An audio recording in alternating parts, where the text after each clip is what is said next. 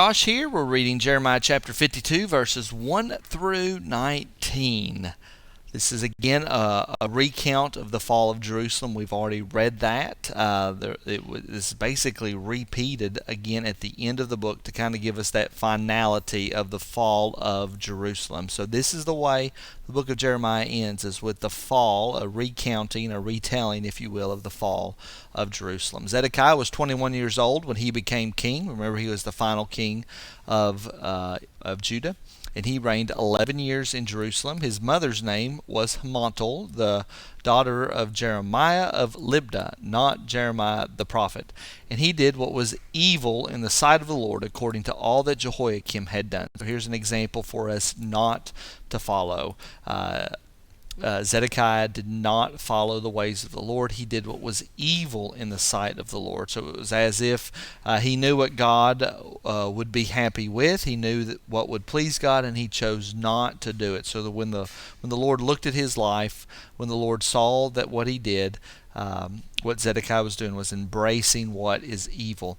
And notice it is actually according to all that Jehoiakim had done. Remember, he was two kings beforehand. Jehoiakim was actually Zedekiah's brother, and he did exactly what Jehoiakim did. He did what was evil in the sight of the Lord. So that would be an example for us not to follow. And if we're honest, especially as we rub shoulders with other people in our jobs, other family members, just friends that we have, we can be easily influenced to live life the way that they do, rather than live life in a way that would give honor and please the Lord. So that would be an example not to follow.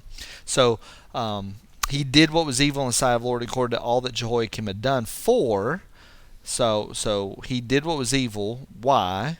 Because of the anger of the Lord, it came to the point in Jerusalem and Judah that he cast them out from his presence. So he did this. The Lord allowed this to happen. He allowed this king to be ruling because it was God's intention to allow Jerusalem and Judah to fall because of their evil and their wickedness. And so it's like this wicked king has bubbled to the top. Of course, we have a litany. We have several. All of these final kings were wicked in the Lord's sight. The final four kings were not doing what is right and good, particularly Zedekiah and Jehoiakim, because they reigned the longest after the godly king Josiah.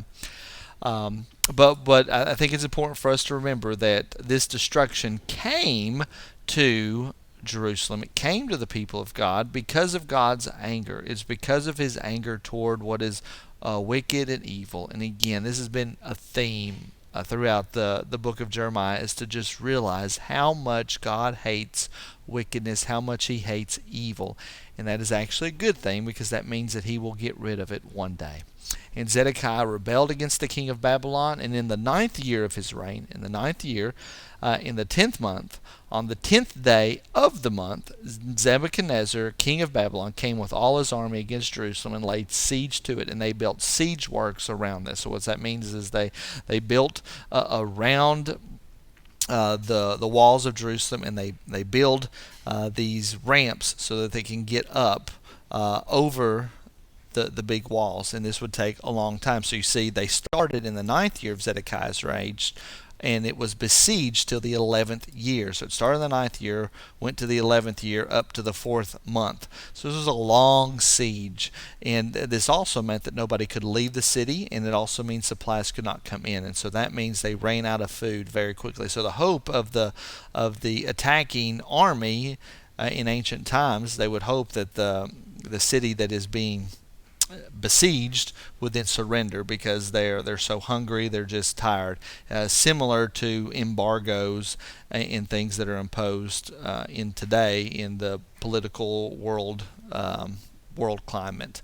So on the 9th day of the 4th month, the famine was so severe in the city that there was no food for the people of the land. Then a breach was made in the city, so finally the Babylonians were able to penetrate the wall.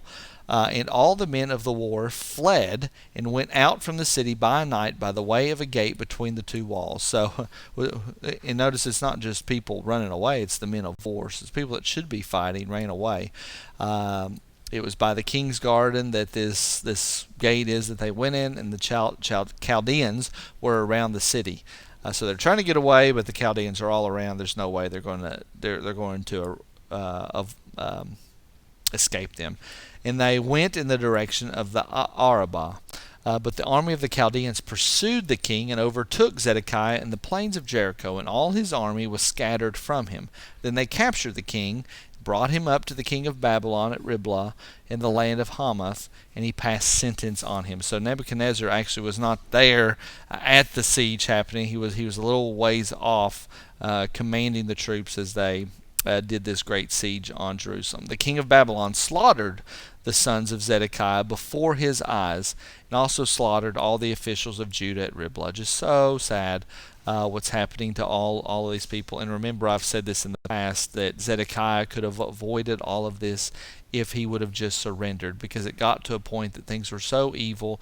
God was speaking through Jeremiah to tell Zedekiah, hey, you're going into captivity, you're going to be punished, and the only way for you to avoid a great catastrophe is if you surrender. Zedekiah chose not to surrender, and this great damage is happening to him. So the last thing that he sees is his sons being killed, the officials of Judah at Riblah also. And then after that, then they put out the eyes of Zedekiah. So the last thing that he saw was the death of his sons and all of his various cabinet and officials. So sad.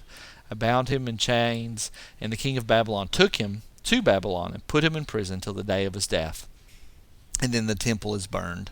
In the 5th month, so this is a little further on the 10th day of the month, that was the 19th year of King Nebuchadnezzar, king of Babylon, Nebuzaradan, he's the captain of the bodyguard who served the king of Babylon, entered Jerusalem, and he burned the house of the Lord. Here is a sin to confess. Hopefully you're not destroying the house of the Lord, but if we're not careful, we will have a disdain. We won't have a high regard for the things of God, whether that be a regular worship on Sunday, on that weekly rhythm that the Lord has given us to worship the Lord, whether that's on our daily time spending with the Lord, praying and reading Scripture. We can have a disregard for what preachers and other folks will call the spiritual disciplines. And if you don't practice these spiritual disciplines, these ordinary means of becoming more like God, of these ordinary means of helping you grow in your spiritual life, when you ignore those, it's essentially like burning the house of the Lord. So perhaps there's a spiritual disciplines you've just been overlooking, you've not been doing. In a sense, you have been burning the house of the Lord. You're burning, you're not using the very means that God has intended for you to grow spiritually and grow in your walk with the Lord. So Nebuzaradan came in, burned the house of the Lord, the king's house, and all the houses of Jerusalem. Every great house he burned down. Now, did he have to do this? Did Nebuchadnezzar have to order this? You could conceive of the story being that Nebuchadnezzar comes into Jerusalem and then actually reads the book of Deuteronomy, reads the scrolls, and begins to follow the ways of the Lord and submits to Yahweh. What a different ending that could have been. But no, he destroyed God's people, and then he destroys God's building. And because of this act, and because of his disdain for the God of the universe, Babylon is going to see all of the damage and in all of the destruction that has already been foretold of it. So Nebuchadnezzar doesn't care about the Lord, just as God's people did not care about the Lord. In the king's house, so burnt everything in the houses of Jerusalem. Every great house he burned down, and all the army of the Chaldeans who were with the captain of the guard broke down all the walls around Jerusalem. And Nebuzaradan, the captain of the guard, carried away captive some of the poorest of the people, and the rest of the people who were left in the city, and the deserters who had deserted to the king of Babylon, together with the rest of the artisans. But Nebuzaradan, the captain of the guard, let some of the poorest of the land to be vine dressers and plowmen. So essentially, anybody that really could do things, anybody that was gifted at all, was taken away to Babylon. They wanted to make sure there were no leaders left in Jerusalem. They didn't want another uprising to happen. And the pillars of bronze that were in the house of the Lord, and the stands, and the bronze sea that were in the house of the Lord, the Chaldeans broke in pieces and carried all the bronze to Babylon. Again, you see the tools that were used to worship God being destroyed. Nebuchadnezzar didn't care about it. Nebuzaradan didn't care about it. And they took away the pots and the shovels and the snuffers and the basins and the dishes for incense and all the vessels of bronze used in the temple for service. Also the small bowls and the fire pans and the basins and the pots and the lampstands and the dishes for incense and the bowls for drink offerings. What was of gold, the captain of the guard took away as gold, and what was of silver as silver. Again, here's a sin to confess. You see the disdain that they had for the Lord's house and the tools that were in there.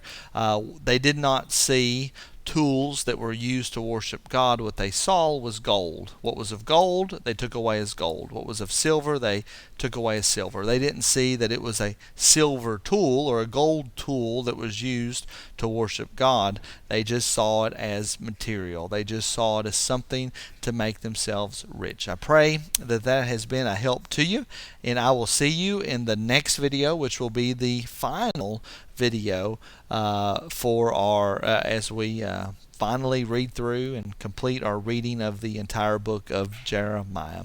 May God richly